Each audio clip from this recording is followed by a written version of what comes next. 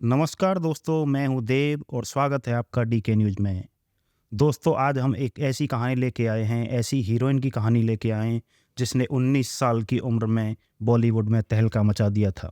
दोस्तों, ये बात है 90 के दशक की एक ऐसी एक्ट्रेस जिनकी बोलती आंखें, दिलकश अंदाज और शानदार अदाकारी ने बेहद कम समय में लोगों को अपना दीवाना बना लिया था।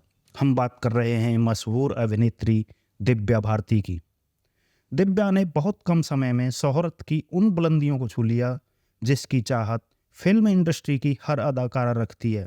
महज 3 साल में उन्होंने 20 फिल्मों में काम किया और कई सुपरहिट फिल्में दी। हालांकि महज 19 साल की उम्र में उन्होंने इस दुनिया को अलविदा कह दिया।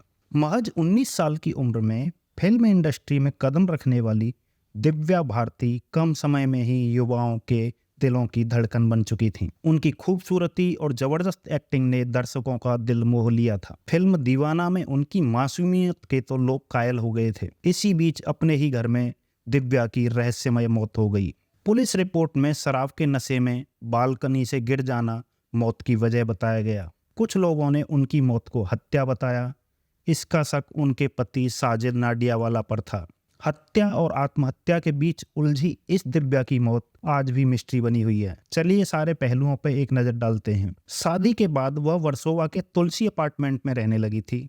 साजिद और दिव्या ने कुछ हफ्ते तक अपनी शादी को छुपा कर रखा था। दोस्तों, उस वक्त मुंबई में सांप्रदायिक तनाव चरम पर था। साजिद मुस्लिम थे जबकि दिव्या हिंदू। शादी की खबर के बाद हीरोइन के कैरियर में वैसे ही हिचकोले लग जाते हैं। बहरहाल, अब बात उस दिन की जिस दिन ये सब हुआ। 4 अप्रैल को दिव्या एक फिल्म की शूटिंग कर चेन्नई से मुंबई लौटी। अगले दिन उन्हें शूटिंग के लिए हैदराबाद जाना था, मगर तभी एक ब्रोकर ने उन्हें एक शानदार फ्लैट के बारे में बताया। अरसे से दिव्या अपने नाम एक फ्लैट खरीदना चाहती थी। उनके बाएं पैर में चोट लगी थी। इसी का हवाला देकर उन्होंने हैदराबाद वाले प्रोड्यूसर को बोला, मैं 5 को नहीं 6 अप्रैल को आऊंगी। शाम को दिव्या भाई कुणाल और ब्रोकर के साथ बांद्रा स्थित नेपच्यून अपार्टमेंट गई। यहाँ उन्होंने एक 4 बेडरूम फ्लैट की डील फाइनल की।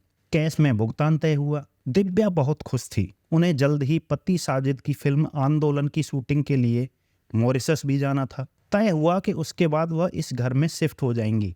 वहां से दिव्या माँ के घर पहुंची। तभी उन्हें फ़ोन आया, उनसे मिलने फैशन डिजाइनर नीता लुल्ला आ रही हैं। उन्हें आंदोलन फिल्म के लिए दिव्या की ड्रेस फाइनल करनी थी। दिव्या घर पहुंचती हैं। रात के करीब 10 बज चुके थे। नीता अपने पति साइक्रेटिक डॉक्टर श्याम के साथ पहुंची थी। घर पर दिव्या के साथ उनकी मेड अमृता थी। अमृता छुटपन से ही दिव्या की देखभाल कर रही थी। दिव्या, श्याम, नीता लिविंग रूम में बैठे टीवी देखने लगे। तीनों ने कुछ ड्रिंक्स भी लिए। फिर दिव्या लिविंग रूम की खिड़की की तरफ बढ़ी। यह खिड़की पार्किंग की तरफ खुलती थी। इसमें ग्रिल नहीं लगी हुई थी। दिव्या खिड़की पर चढ़ गई और बाहर की तरफ पैर कर बैठ गई। खिड़की के बाहर लगभग 1 फुट की पट्टी थी। दोस्तों की माने तो दिव्या अक्सर ऐसा करती थी। खुली हवा में सांस लेने जैसा कुछ वह स्टंट नुमा हरकत करती थी। इस दौरान वह लगातार अमृता से बात कर रही थी। अमृता उस वक्त किचन में इन तीनों के लिए चखना तैयार कर रही थी। पुलिस को दिए बयान की माने तो नीता और श्याम उस वक्त वीसी प्लेयर पर कुछ देखने में मशगूल थे। खिड़की पर बैठी दिव्या ने लिविंग रूम की तरफ मुड़कर देखा और अपना एक हाथ खिड़की की चौखट को मजबूती से पकड़ने के लिए बढ़ाया। उनका हाथ स्लिप हो गया और वह दोस्तों नीचे जा गिरी। ये सब कुछ ही सेकंड में हो गया था। जब नीता, श्याम और अमृता भागकर नीचे पहुंचे तो देखा कि पार्किंग में दिव्या तड़प रही है। चारों तरफ खून का गोला बढ़ता जा रहा है। दोस्तों, उस टाइम तक दिव्या जिंदा थी, मगर उसकी नब्ज तेजी से डूब रही थी। वे उसे अस्पताल ले गए, कूपर हॉस्पिटल। वहां इमरजेंसी के आईसीयू वार्ड में दिव्या ने आखिरी सांस ली। दिव्या की आखिरी मेडिकल रिपोर्ट तैयार की डॉक्टर त्रिपाठी ने। उनके मुताबिक दिव्या के पेट में कुछ मात्रा में अल्कोहल था। 2 दिन बाद हिंदू रीति रिवाज से दिव्या का अंतिम संस्कार कर दिया गया। दुल्हन वाली लाल चुनरी ओढ़े दिव्या की वह आखिरी तस्वीर लोगों के दिमाग में टंग गई। इस दौरान फिल्म इंडस्ट्री के तमाम दिग्गज वहां मौजूद थे। जांच 5 साल तक चली। आखिर में ये नतीजा आया कि ये मौत किसी साजिश का नतीजा नहीं और न ही आत्महत्या थी। मामले को दुर्घटना बताकर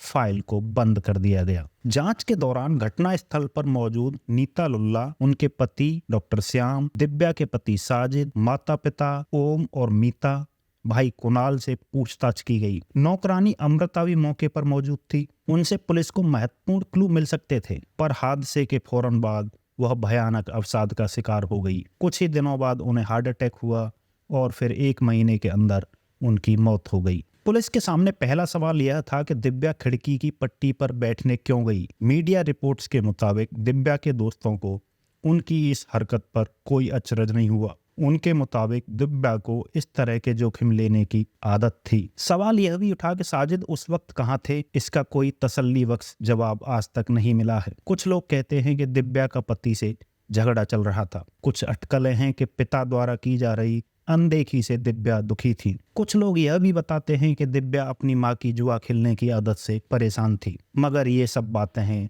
जिनका कोई वैधानिक आधार नहीं मिला। मौत के बाद दिव्या की 2 फिल्में रिलीज हुई। कमल सदाना के साथ रंग, इसका गाना तुझे ना देखूं तो चैन मुझे आता नहीं सुपरहिट हुआ। दूसरी फिल्म थी जैकी श्रॉफ के साथ शतरंज। दोनों ही फिल्में तमाम खबरों के बावजूद बॉक्स ऑफिस पर कुछ खास नहीं कर पाई। दिव्या ने उस वक्त अनिल कपूर के साथ फिल्म लाडला की तकरीबन 80% शूटिंग पूरी कर ली थी। बाद में उनकी जगह श्रीदेवी को लेकर फिल्म पूरी की गई। इसके अलावा वह मोहरा, विजय पथ और आंदोलन की भी हीरोइन होने वाली थी। साजिद नाडियावाला ने साल 2004 तक जो भी फिल्म बनाई उसे दिव्या को डेडिकेट किया। फिर उनकी शादी हो गई। इसका भी एक किस्सा है। पत्रकार वर्धा खान दिव्या भारती की मौत पर एक स्टोरी कर रही थी। इस सिलसिले में उनकी साजिद से मुलाकात हुई। फिर दोनों में क्रमशः दोस्ती, प्यार और शादी का रिश्ता कायम हुआ। साजिद आज भी दिव्या को याद करते हैं। इसका उदाहरण मिला बतौर डायरेक्टर उनकी पहली फिल्म किक से। इसमें सलमान खान ने एक सीन में दिव्या के चर्चित गाने